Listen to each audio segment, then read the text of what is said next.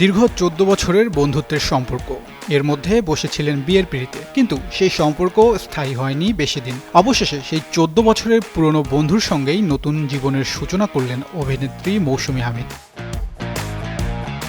গত শুক্রবার বিয়ের খবর প্রকাশ্যে আনেন অভিনেত্রী মৌসুমী হামিদ।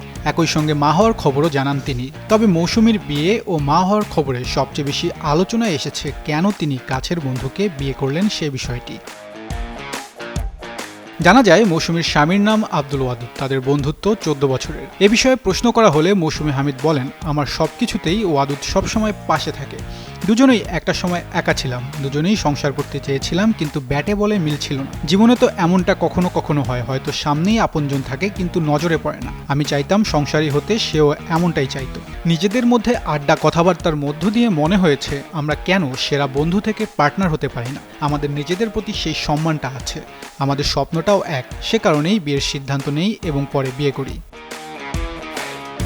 মৌসুমী আরও জানান, অনাগত সন্তানের জন্য প্রায় ২ মাস ধরে শুটিং থেকে দূরে থাকলেও নিজের ব্যবসা প্রতিষ্ঠানে নিয়মিত সময় দেন তিনি ও তার স্বামী।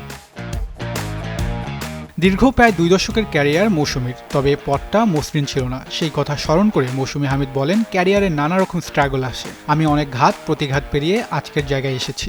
আমি চাই এখন আমার একটা সুস্থ বাচ্চার জন্ম হোক, তাকে সুন্দর একটি পরিবেশ দিতে চাই। আমার স্বপ্নটাই এখন আগামী দিনকে ঘিরে, সবার দোয়া ও ভালোবাসা নিয়ে আমার স্বপ্নটাকে পরিপূর্ণ করতে চাই। আর একটা কথা আমি সবসময় উপলব্ধি করেছি, জীবনে যেমন ভালো বন্ধু দরকার